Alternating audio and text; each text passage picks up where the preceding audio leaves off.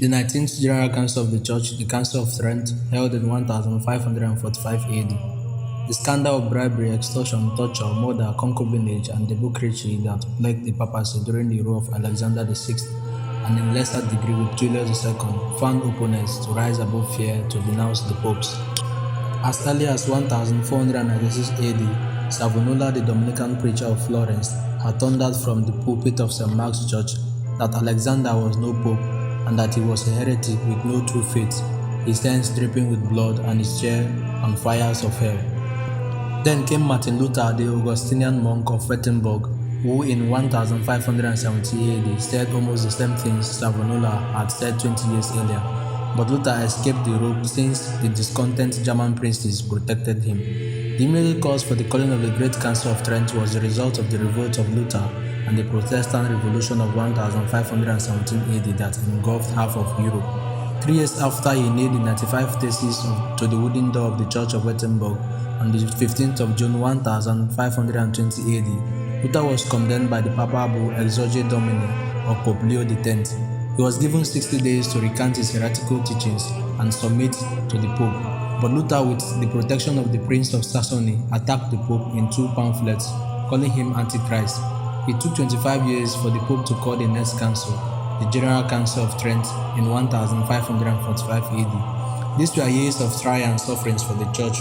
She saw England under Henry VIII turning away from Rome on the question of divorce of his lawful wedded wife, Catherine. She saw the Church crushed in France by Calvin and in Switzerland by Zenfuli. She saw Muslims capture Vienna and Hungary. In the midst of all these calamities, Pope Clement VI passed away on the 25th of September 1534 AD. The next Pope was not a man of integrity. The 66-year-old Cardinal Fennes had an unlawful family with 5 children, the product of concubinage in his early years. He knew that the only solution to save the disintegrating Christendom was to call a general council which would remedy all these evils. To call a council, it was necessary to get the support of the Emperor of Germany. The Emperor was too glad to accept the idea of the Pope, for he sincerely wanted the Protestants of Germany, France, and England to return to the true Church of Rome.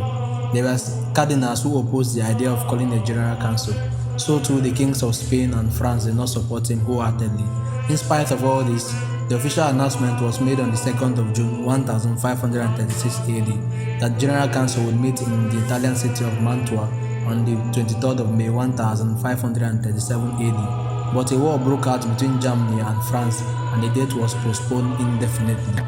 Meanwhile, through the efforts of Emperor Charles, theologians from both sides, Catholics and Lutherans, met to study the equation of unification. In 1541 AD, the first meeting was held at Ratisbon. The emperor himself presided. John Calvin was present at the meeting. The Pope sent the saintly Cardinal Gaspar Contarini to represent him. The Conference of Ratisbon was a failure since the Protestants refused to accept the sacraments of the Eucharist and penance. Now Pope Paul knew that the time was imminent to call the council. On the 22nd of May 1542 AD, he sent out letters to all bishops asking them to meet in the city of Trent on the 1st of November that same year. On the 13th of December 1545 AD, the council officially opened. Cardinal de Monte was the second legate sent by the Pope. He would in later years be elevated to the chair of Peter. He was an expert canonist and an able administrator. Under his influence, the council will go on in an orderly fashion. The second legate was Cardinal Sevini, a saintly man, but Austria and cruel towards heretics. He too one day will be elected to the See of Rome. It was Cardinal Poe who opened the council. Addressing the fathers, he said, it was clerical sin that had brought all these calamities to the church, and pleaded with the fathers to work sincerely for the good of the church during the meetings of the council. Only bishops and generals of religious orders were given the right to vote. Both reform in the church and the study of doctrines were taken up simultaneously. There were 25 sections. The first doctrine on the agenda was that of justification, which was the root cause of contention between the Catholic and the Protestant theologians. This study and debate took 7 months. The council condemned the following teachings of Luther. 1. That man is passive under grace. 2. That good works done by man before he is justified are sins meriting damnation. 3.